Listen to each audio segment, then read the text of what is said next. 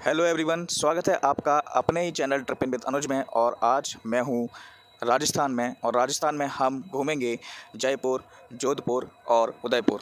तो इन तीन जगहों की हम काफ़ी मेन जो प्लेसेस हैं उनको कवर करेंगे और आपको वहाँ के दर्शन कराएंगे। तो चलिए चलते हैं राजस्थान टूर पे।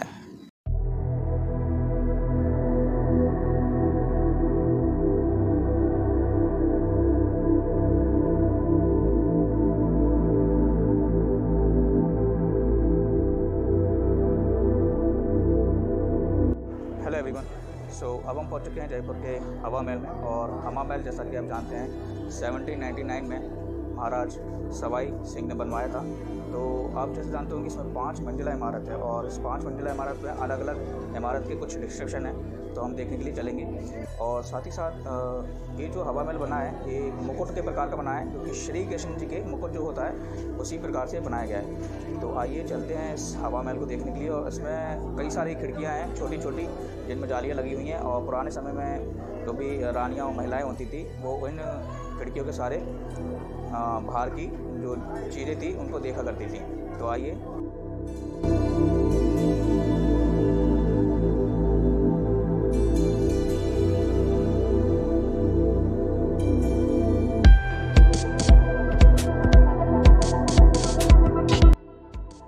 गर्मी के दिनों में राहत पाने के लिए हवा महल राजपूतों का खास ठिकाना था, क्योंकि झरोखों में से आने वाली ठंडी हवा पूरी इमारत को ठंडा रखती थी। हवा महल का नाम यहाँ की 5वीं मंजिल से पड़ा है, जिसे हवा मंदिर भी कहा जाता है।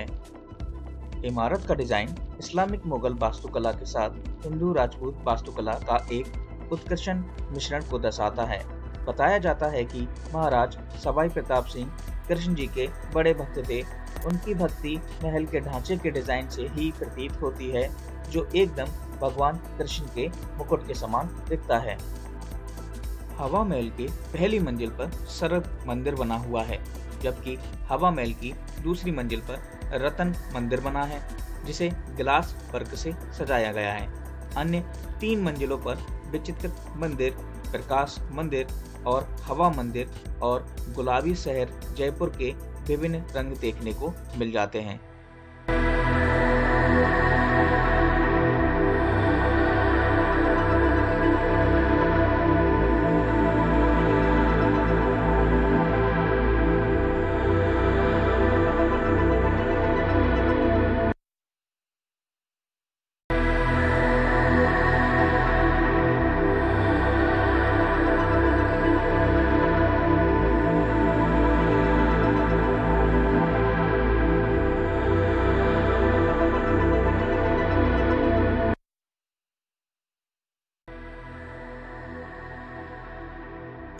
तो आप देख सकते हैं ये है फ्रंट हवा महल का। और हवा महल बाहर से इस प्रकार से दिखता है। अंदर से हमने देखा बाहर ये इसके नज़ारे, जिसमें आपको बाहर से पूरी खिड़कियाँ नज़र आ रहेंगी।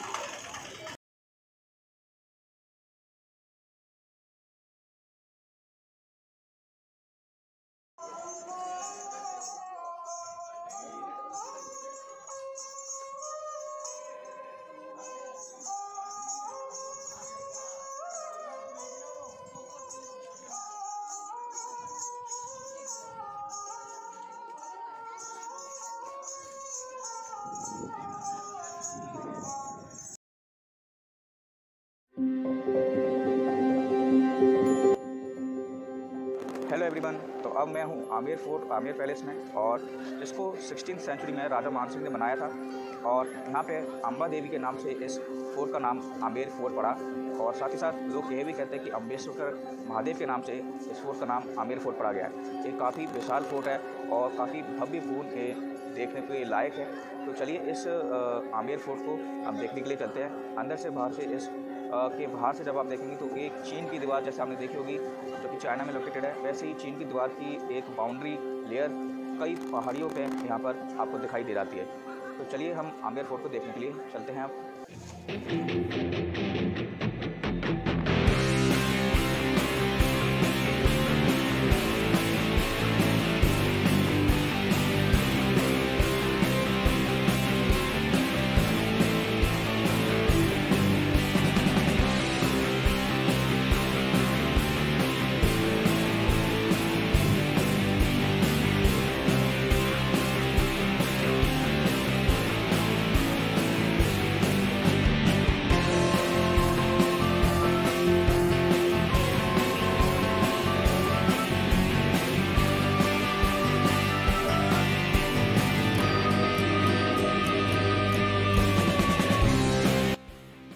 ग्वालियर किले के अंदर आपको दीवाने आम, सुख निवास और शीश महल देखने को मिल जाते हैं।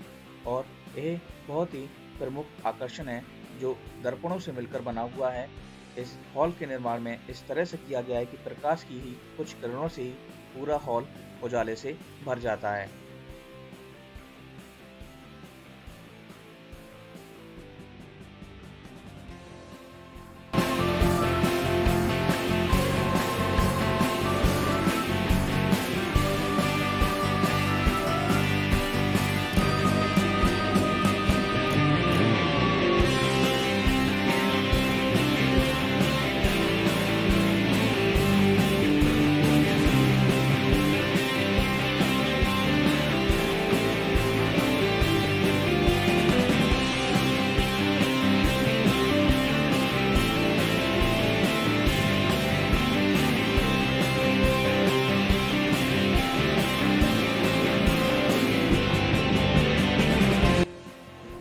अब हम मानसिंह महल में हैं और ये वही मानसिंह हैं जो अकबर की सेना में थे और उन्होंने महाराणा प्रताप से लड़ाई की थी, हल्दी घाटी का जो युद्ध किया था।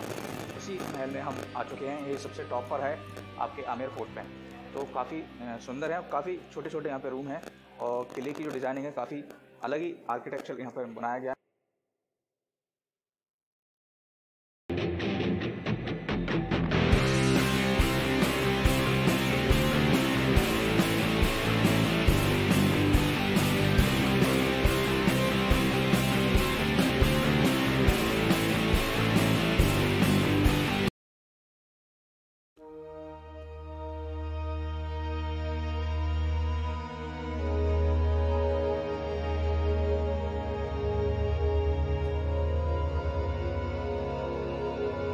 हेलो गाइस, तो अब हम आ चुके हैं एल्बर्ट हॉल म्यूज़ियम और आप जैसे कि देख रहे हैं एल्बर्ट हॉल म्यूज़ियम है जो कि जयपुर में लोकेटेड है।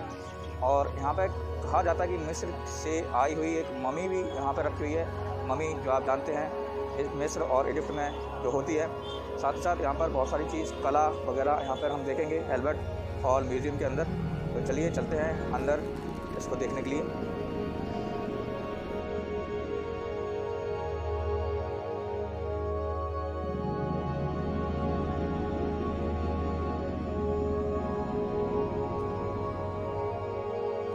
सो inside many things are there. Industrial art है, हिस्टोरिकल आर्ट है, काफ़ी सारी यहाँ पर आर्ट मौजूद है। साथ ही साथ एजुकेशनल, इकोनॉमी, ठीक है। और काफ़ी सारी आपने जैसे भी फ़ोटोज़ देखी तो सारे महाराजा राजाओं की यहाँ पे फ़ोटो लगी हुई है।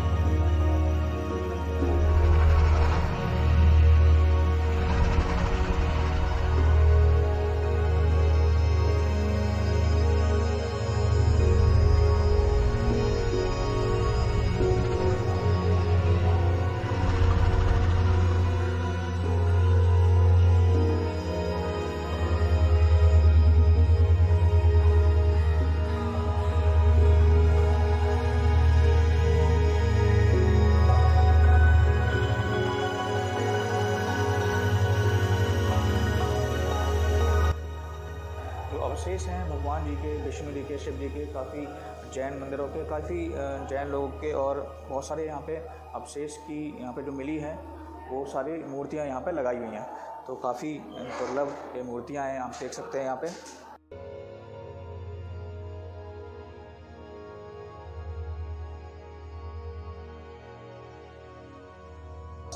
वगैरह यहाँ पे जो भी शील्ड है तो शील्ड में आपको यहाँ पे कलाकृतियाँ दिखाई देंगी। किस प्रकार से महाभारत की शील्ड है, यहाँ पे रामायण की शील्ड है, मैं आपको दिखाऊंगा।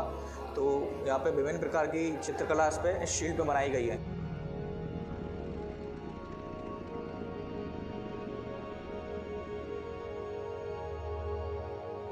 ये एक और सेक्शन है जिसमें आप देख सकते हैं सितार, गिटार, काफ़ी म्यूजिकल इंस्ट्रूमेंट रखे हुए हैं। कई सारे वेरियस टाइप के यहाँ पे इंस्ट्रूमेंट्स हैं।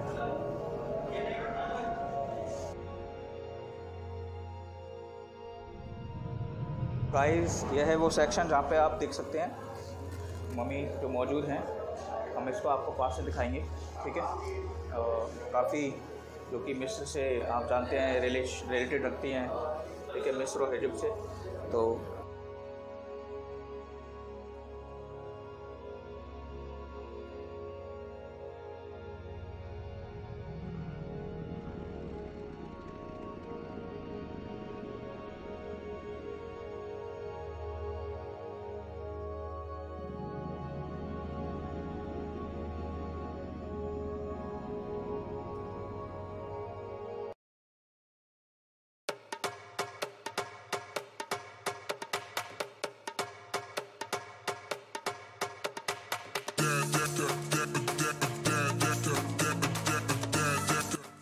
हेलो एवरीवन, अब मैं आ चुका हूँ सिटी पैलेस, जो कि जयपुर में लोकेटेड है और इसको सवाई मानसिंह II ने बनाया था। और स्टार्टिंग में जैसे आप एंटर करेंगे गेट से, तो आपको एक मुबारक पैलेस नज़र आ जाएगा जो काफ़ी भव्य आपको देखने में लगेगा। यही मेरे पीछे है बिल्कुल। तो हम स्टार्ट करते हैं सिटी पैलेस को घूमने के लिए। सिटी पैलेस हमारे राजस्थान में 2 जगह लोकेटेड है, एक जयपुर और एक उदयपुर। तो हम जयपुर के सिटी पैलेस को घूमने करते हैं, आइए।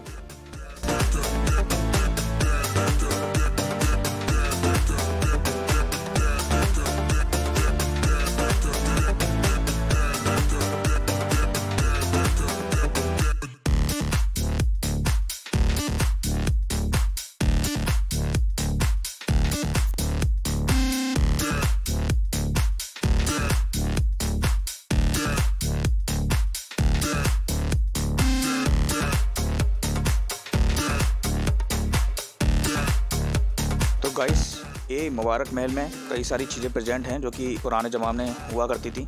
जैसे कि जो राजा महाराजा लोग थे वो चेस, बिलियर्ड्स, पोलो खेलते थे, तो उनके जो भी ड्रेसेस होती थी खेलने में जो यूज़ होती थी वो इस मुबारक महल में मौजूद हैं और काफ़ी अच्छी तरह से सजो के रखी गई हैं। और आप यहाँ पे कुछ कपड़े भी होते थे जो पुराने ज़माने से रिलेटेड हैं, उनको आप बाय भी कर सकते हैं इस मुबारक महल के अंदर। इसके अंदर फ़ोटोग्राफी अलाउड नहीं है, तो इसके अंदर की जो गैलरी है उसको हम यहाँ नहीं दिखा सकते हैं।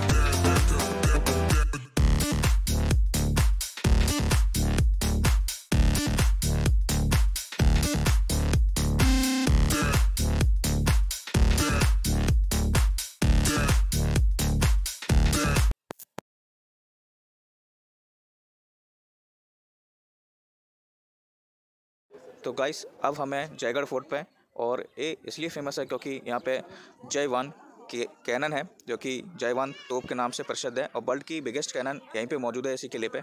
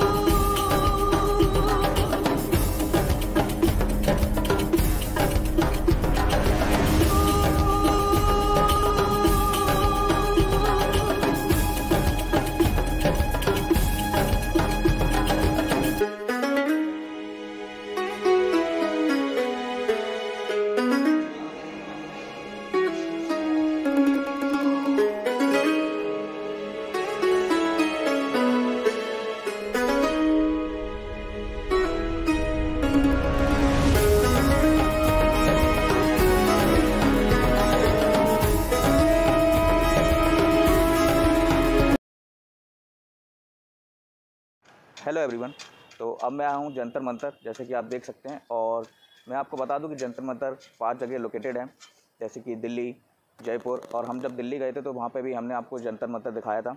तो दिल्ली, जयपुर, वाराणसी, मथुरा और उज्जैन, यहाँ पे आपका जंतर मंतर लोकेटेड है। आज हम जयपुर के जंतर मंतर को देखेंगे। काफ़ी यहाँ पर बहुत सारी चीज़ें हैं जो कि कैलकुलेशन बेस्ड, तो पुराने ज़माने में राजा महाराजा करते थे वो यहाँ पे प्रेजेंट है। और आपको बता दें कि यहाँ पे जय सिंह द्वितीय जो थे, उन्होंने पूरे जो भी आपके जो जंतर मंतर हैं उनको बनाया है। तो हम चलते हैं जंतर मंतर को देखने के लिए। और जैसा जानते हैं कि जंतर और मंतर का मतलब क्या होता है, ये कोई जादू टोना का नाम नहीं है। तो ये है, जंतर का मतलब है आपका इंस्ट्रूमेंट और मंत्र का मतलब है कैलकुलेशन। तो हम एक एक इंस्ट्रूमेंट को यहाँ पे देखेंगे कि ये कैसे वर्क करते थे पुराने ज़माने में हमारे राजा और महाराजा कैसे इसको कैलकुलेशन करते थे इन इंस्ट्रूमेंट के सारे। और मेनली यहाँ पे जो चीज़ है वो हमारे सन जो है, हमारा सूर्य जिसको हम लेते हैं, उसकी हेल्प से हम कैलकुलेशन देखते हैं। तो आइए एक एक इंस्ट्रूमेंट को हम देखने चलते हैं।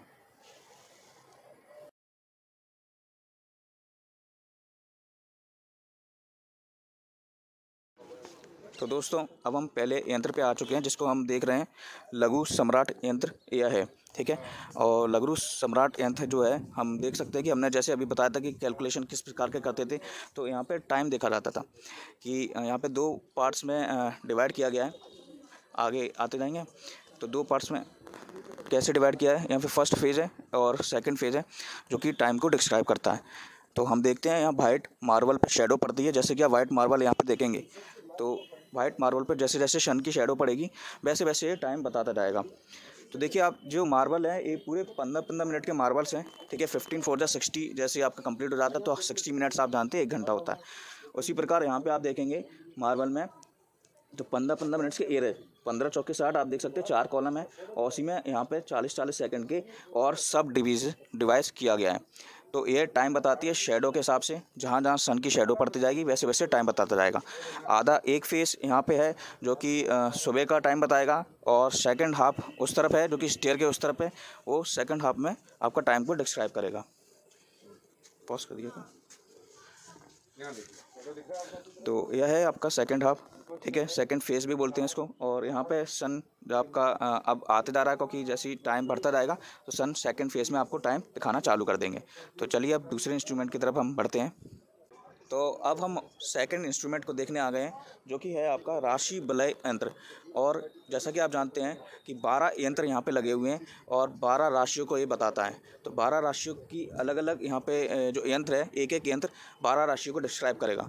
तो चलिए इसको देखते हैं कि कैसे ये आपके सन जो है उसकी रोशनी पड़ती है और लैटीट्यूड और लॉन्गिट्यूड के हिसाब से ये आपका राशि को बताता है। मेनली आप जानते हैं कि राशि को देखने के लिए टाइम, प्लेस और डेट ऑफ बर्थ वगैरह इन चीज़ों को देखते हैं। तो पुराने समय में जो राजा महाराजा होते थे वो अपना प्लेस और डेट ऑफ बर्थ वगैरह जानते थे, लेकिन मेनली क्या होता था आपका टाइम देखने के लिए। तो इस प्रकार से ये जो महाराजा थे, राजा वगैरह थे, वो सन की हेल्प से जहाँ पे भी डायरेक्शन पड़ती थी तो उस हिसाब से यहाँ पे ये लोग अपनी राशि को। तो देखिए आपको मैं ये दिखाता हूँ कि राशि कैसे लिखी हुई है। जैसे मान लीजिए इधर आती जाइए तो जहाँ पे देखिए लिब्रा लिखा है, जैसे तुला राशि के बारे में दिखाना, इस पर फोकस कीजिए। तो देखिए लिब्रा, तुला, तो अलग अलग यहाँ पे यंत्र हैं जो कि आपको सामने दिखाएगा। एक बिरको, कन्या वगैरह लिखा हुआ है। तो पूरा एक बार घुमा देंगे आप कि फाइनली आपको दिख जाएगा कि किस प्रकार की ये पूरे यंत्र हैं, 12 के 12, जो कि काफ़ी दुर्लभ ये चीज़ें हैं। दोस्तों अब हम हैं बृहद सम्राट यंत्र पे। तो हमने अभी छोटी घड़ी देखी थी, ठीक है, जिसमें आप देख सकते थे लीस्ट काउंट उसमें भी था, लेकिन ये जो बड़ी घड़ी है इसमें लीस्ट काउंट ज़्यादा है, 2 सेकंड तक का टाइम इसमें लीस्ट काउंट है। तो ये काफ़ी अच्छी तरह से मेज़र कर सकता है और ये काफ़ी बड़ी घड़ी है। और यूनेस्को ने इसको मतलब आप कह सकते हैं कि गिनीज वर्ल्ड रिकॉर्ड इसके नाम है, इस घड़ी के नाम। और काफ़ी ये भी आपके 2 फेज़ों में डिवाइड है, एक फ़ेज़ और सेकंड फ़ेज़। तो ये आपके 15-15 मिनट्स के इंटरवल हैं, जो कि मार्वल आपको दिखाई दे रहा है। तो उसी प्रकार की घड़ी है, वो छोटी घड़ी थी और ये पूरे मतलब वर्ल्ड का समय भी बता सकती है। तो दोस्तों अब ये है प्रकाश यंत्रम। तो इससे हम राशि पता लगाते हैं। जो पुराने ज़माने में राजा थे सन की शैडो से इसमें राशि पता लगाते थे। तो जहाँ जहाँ शैडो आपकी पड़ती है उससे आपकी राशि यहाँ पे पता चल जाती है। ये आपके 2 भागों में आपका डिवाइड किया गया है। एक ग्लोब टाइप का आपको दिखाई देगा, ये पूरा एक ग्लोब प्रकार का है। और ये उस साइड आप लेफ्ट में भी देखेंगे तो वो उसका एक पूरा मॉडल है। एक पूरा मॉडल पहले राजा ने बनाया था, उसके बाद इसको 2 भाग में डिवाइड कर दिया, जिससे पहले क्या तकलीफ़ होती थी उन्हें देखने में, क्योंकि अब ये स्टेयर के सारे पूरे 2 भागों में डिवाइड किया, जिससे कि आसानी से राशि को देखा जा सके।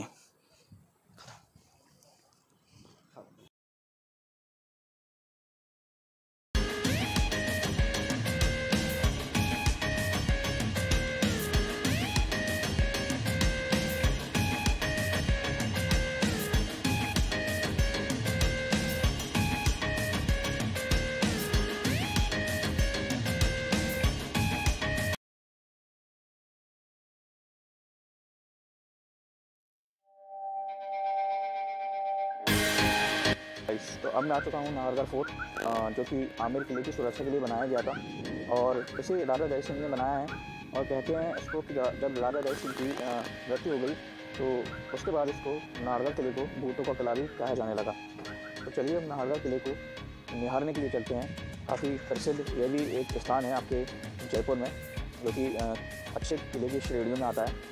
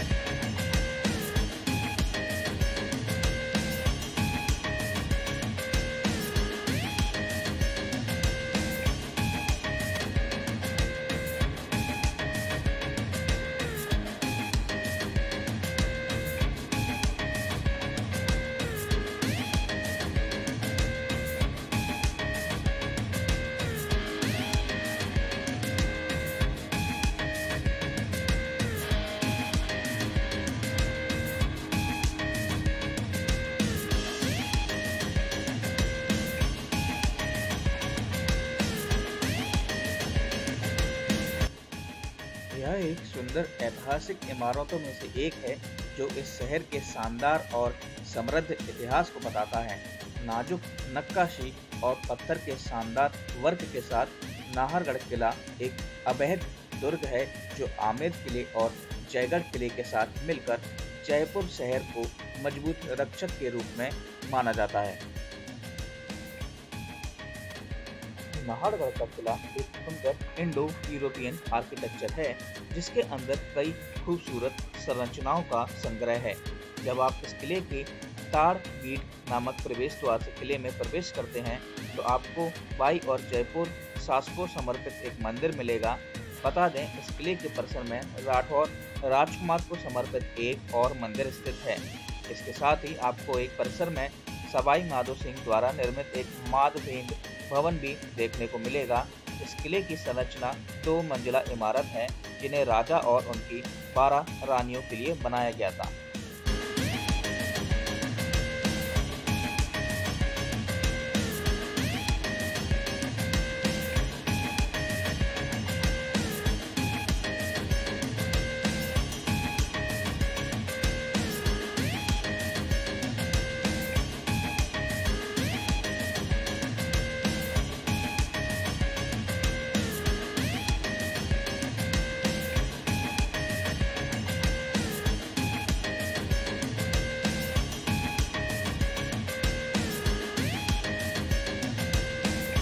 गाइस, अब मैं पहुंच चुका हूं जयपुर के बापू बाजार में और बापू बाजार फेमस है आपके चमड़ों के उत्पादों और मोजरी जूतों के लिए। यहाँ पर अन्य दुकानों पर कपड़े, हस्तशिल्प, इत्र, लहंगे, साड़ी, बलुआ पत्थर आदि आपको देखने को मिल जाते हैं।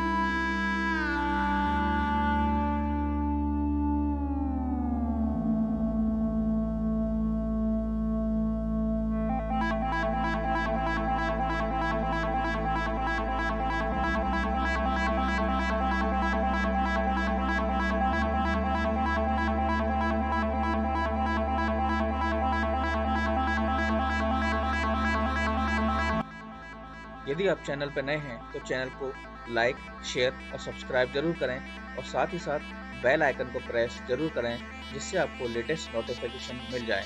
तो अब हम मिलेंगे अगले वीडियो में जो कि होने वाला है जोधपुर का। तब तक आप एंजॉय कीजिए इस वीडियो को बार बार देख के।